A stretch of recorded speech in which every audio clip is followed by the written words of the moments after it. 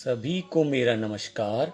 आज कक्षा 9 में हम 10वां पाठ पढ़ने जा रहे हैं, जिसका नाम है जटायु शौर्यम, यानी जटायु की वीरता। पहले मैंने इस पाठ के बारे में आपको बताया था कि यह रामायण की कथा पर आधारित है, जिसमें भगवान राम जब वन में रहते हैं तब रावण सीता का अपहरण करने आता है, और जब अपहरण करके ले जा रहा होता है तब जटायु पक्षी उसको बचाता है। सीता उससे प्रार्थना करती है और जटायु पक्षी उनको बचाने का प्रयास करता है। तब का इसमें वर्णन किया गया है। हमने पहले इसके पहले भाग में 5 श्लोक पढ़ लिए थे। आज हम आगे के श्लोकों को पढ़ेंगे। अगला है 6वां श्लोक है, वृद्धो अहम त्वम युवा धन्वी सरथ कवची सरी न च अपि आदाय कुशली वैदेम में गमिष्यसि। इसमें देखो जटायु पक्षी कह रहा है कि हे रावण, वृद्धो अहम, मैं बूढ़ा हूं, त्वम युवा, तुम युवा हो, धनवी, धनुष धारण करने वाले हो, सैरथ, तुम रथ के साथ हो, कवची, कवच धारण कर रखा है, और सरची माने तुम्हारे पास वाण भी है। फिर भी वैदेहिम आदाय माने सीता को लेकर के, वैदेहिम आदाय माने सीता को लेकर, कुशली न गमिष्य, कुशलता पूर्वक नहीं जा सकोगे। आप सीता को लेकर के कुशलता पूर्वक नहीं जा सकोगे। दोबारा सुने, इसमें देखो जटायु पक्षी रावण से कह रहा है कि वृद्धो अहम, मैं वृद्ध हूं, त्वम युवा, तुम युवा हो, धनुष धारण करने वाले हो, और सैरथ का मतलब रथ वाले हो, कवच भी धारण कर रखा है, और सरी माने बाण वाले भी हो। लेकिन फिर भी वैदेम आदाय, सीता को लेकर कुशली न गमिष्यसि, तुम मेरे होते कुशलता पूर्वक नहीं जा सकते। यानी इसमें जटायु ने कहा कि तुम युवा भी हो और मैं तो बूढ़ा हूं, तुम्हारे पास धनुष भी है, रथ भी है, लेकिन फिर भी तुम सीता को लेकर यहां से नहीं जा सकते। अगला श्लोक है, तस् तीक्ष्ण नकाभ्याम तु चरणाभ्याम महाबलय चकार बहुधा गात्रे वृणान पत्त सत्यगमय। पत्त सत्यगमय पक्षियों में श्रेष्ठ, महाबल, महान बलशाली।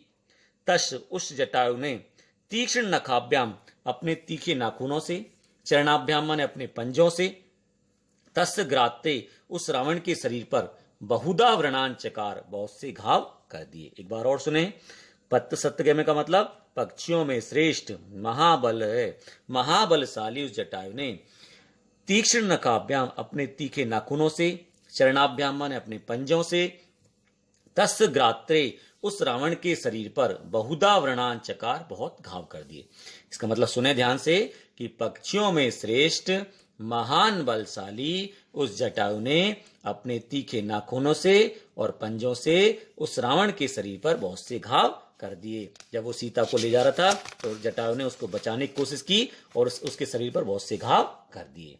अगला श्लोक है, ततो तस्य सशरम चापम मुक्तामणि विभूषितम चरणाभ्याम महातेजा भवंज महाधनु।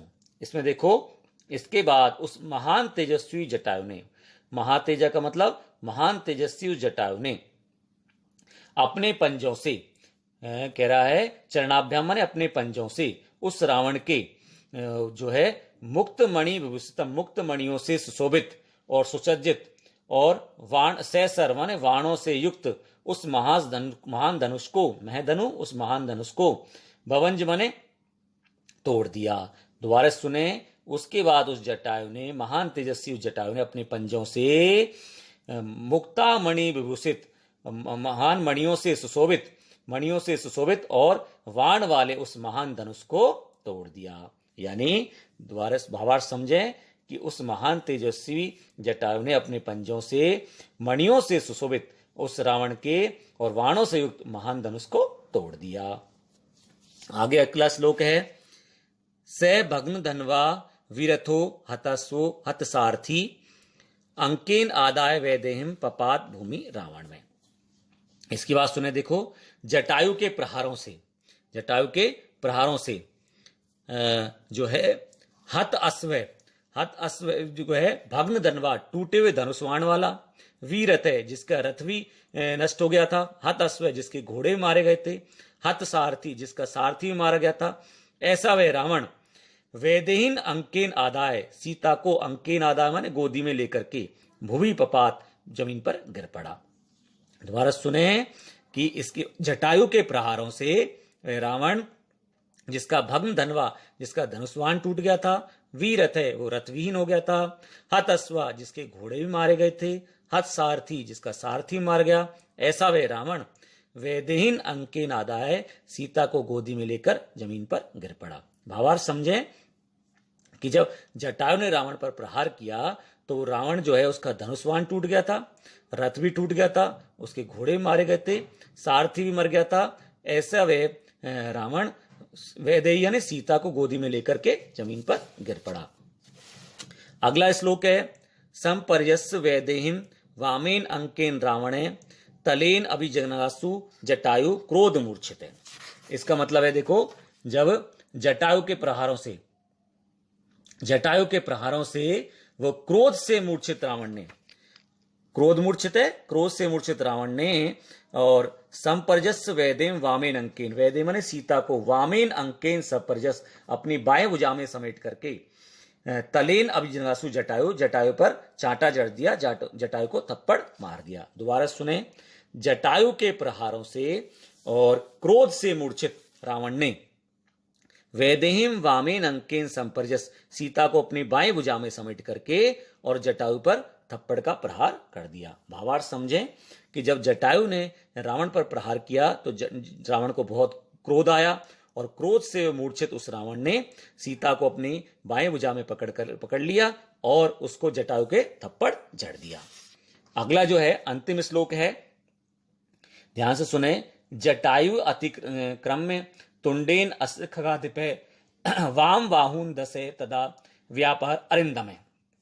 इसका मतलब है, अरिंदम का मतलब शत्रुओं का विनाश करने वाले, खगाधिप पक्षियों में श्रेष्ठ उस जटायु ने क्या किया कि अपने चोंच से, तुंडेन माने अपनी चोंच से उस रावण पर प्रहार करके वामेन 10 वाहुन व्यापार, उसकी 10 भुजाओं को नष्ट कर दिया।